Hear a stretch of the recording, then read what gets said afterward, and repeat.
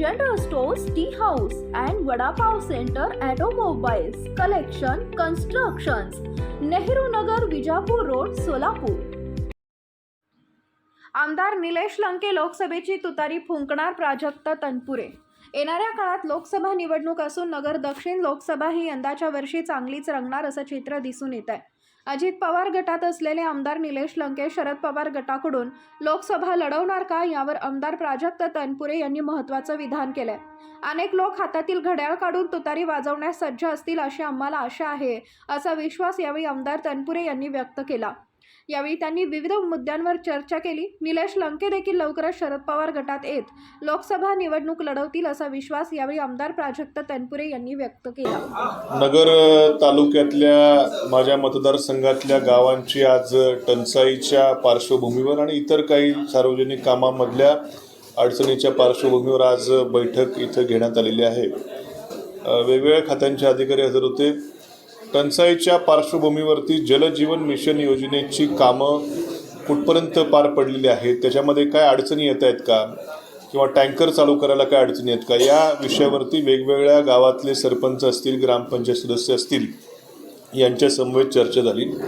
खरं वास्तविक पाहता या देशाच्या पंतप्रधानांची गॅरंटी आहे की हर घर जल, परंतु आज जेव्हा आम्ही प्रत्यक्षामध्ये इथं वास्तवात काय परिस्थिती याचा आढावा घेतला तर परिस्थिती ही अत्यंत विदारक आहे. कित्येक हर घर जल हे ॲक्च्युली नाही आहे. जिथं 20 लोकांची वस्ती असेल तिथपर्यंतच ही योजना जाईल असं प्रत्यक्षामध्ये आहे. कित्येक गावांमध्ये सर्वेक्षण याचं चुकीचं झालेलं आहे. अक्षरशः वाड्या वस्त्या कित्येक सोडून दिलेल्या आहेत. आम्ही सातत्यानं गेले वर्षभरापासून मागणी करतोय की याचं परत एकदा सर्वे करा. तर ते फेर सर्वेक्षण झालं आहे, त्याला परत पैसे येण्याकरता फाईल फक्त इथून जाते मुंबईला, मुंबईवरनं परत येते. प्रत्यक्षामध्ये मात्र लोकांच्या पदरी काही पडत नाही आहे. वास्तविकतः पैसे जास्त लागतात म्हणून फाईली मागायचं असं आम्हाला कळतं आहे, परंतु एखाद्या ठिकाणी जर एखाद्या उंचावरती वस्ती असेल तर जास्त पैसे लागणारच आहेत निकषापेक्षा. त्यामुळं काहीतरी कारणं सांगून फाईली मागं पाठवून ही योजना फक्त कागदावरतीच राहील की काय अशी भीती त्या ठिकाणी निर्माण झालेली आहे. वास्तवामध्ये या योजनेचं विदारक सत्य आज समोर आलेलं आहे आणि आमचा सातत्यानं शासनाकडे पाठपुरावा आहे की जी लोकं याच्यापासून राहिलेली आहेत त्यांच्याकरता सुधारित योजना करा आणि प्रत्येक घराघरामध्ये पाणी योजना पोचवा.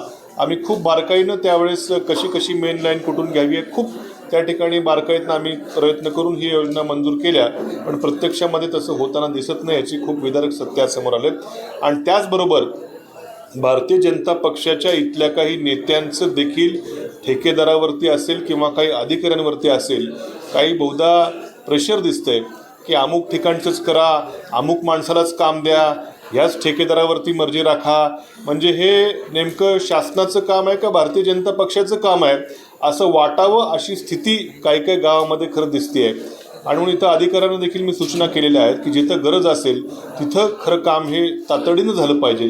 कुठल्या पक्षाचा ठेकेदार आहे कोणाचा याच्याशी आम्हाला काही देणं घेणं नाही, कोणी का ठेकेदार असे ना, पण दर्जेदार काम झालं पाहिजे आणि प्रत्येक घरोघरी काम झालं पाहिजे अशा सूचना आम्ही त्या ठिकाणी केलेल्या आहेत. कामाच्या दर्जाच्या बाबतीत देखील बऱ्याचशा सरपंचांनी प्रश्न उपस्थित केलेले आहेत आणि त्यामुळं अत्यंत काही ठिकाणी दर्जाहीन काम, काही ठिकाणी ठराविक ठिकाणीच काम, काही ठिकाणी सर्वेच झालेलं नाही, अशी अत्यंत विदारक परिस्थिती ज्या योजनेला पंतप्रधानांनी गॅरंटी म्हणून सांगितलेलं आहे तिची मात्र वास्तविकता काहीतरी वेगळीच दिसते आहे.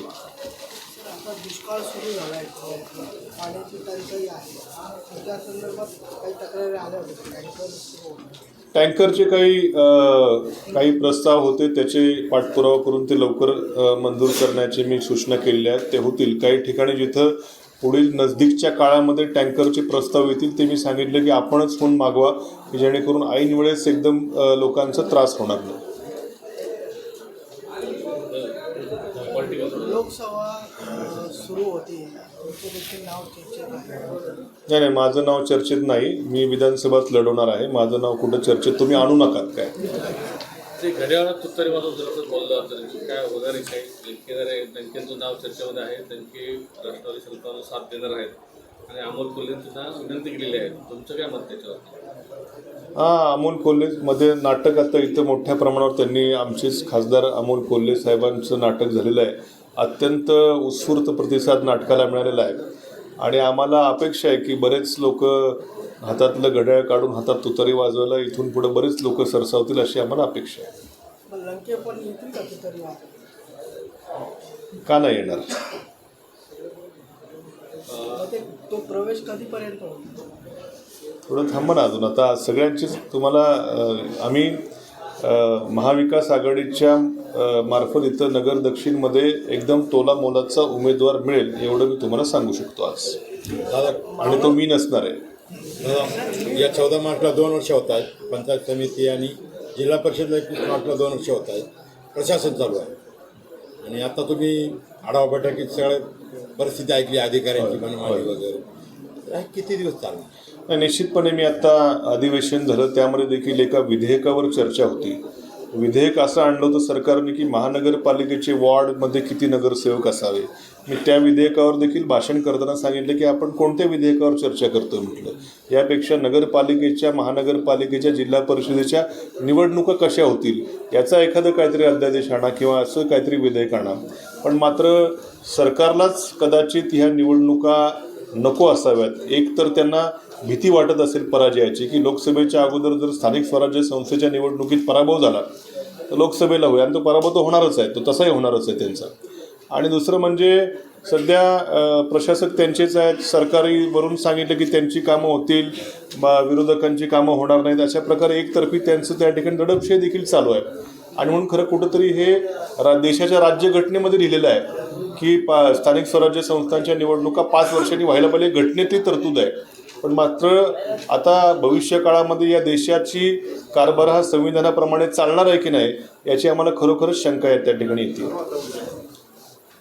ते पवार साहेबांची सभा होती, त्या सभेला जाऊ नये म्हणून शेळके निलंबित होता. पवार साहेबांनी निलंबित दिलेला आहे. अशा प्रकारे कार्यकर्त्यांना दबाव टाकण्यात योग्य आहे. शेळकेंनी सुनील अण्णा शेळके नाही, मला वाटत नाही. तसे ते कठोर जरी असले तरी प्रेमळ आहेत. मला वाटत नाही त्यांनी काही दम दिला असेल. आणि जरी दिला असेल तरी पवार साहेबांवर देखील प्रेम करणारी जनता अशी कोणी दम दिला म्हणून जनता काय त्या ठिकाणी थांबणार नाही. पवार साहेबांचा हा महाराष्ट्र अत्यंत प्रेम पवार साहेबांवरती हा महाराष्ट्र करतो. त्यामुळे कुणी जर दम दिला म्हणून लोक जाणार नाही असं होऊच शकत नाही. Thank you. Paras mobile accessories and electronics, mobile व TV रिपेरी, मोबाईल व सर्व डिश रिचार्ज. आमचा पत्ता 34/2/39 70 फूट road, new Pachhapeth, Solapur. Mobile number 77 44 99 66 58 आणि 95 45 46 84 73.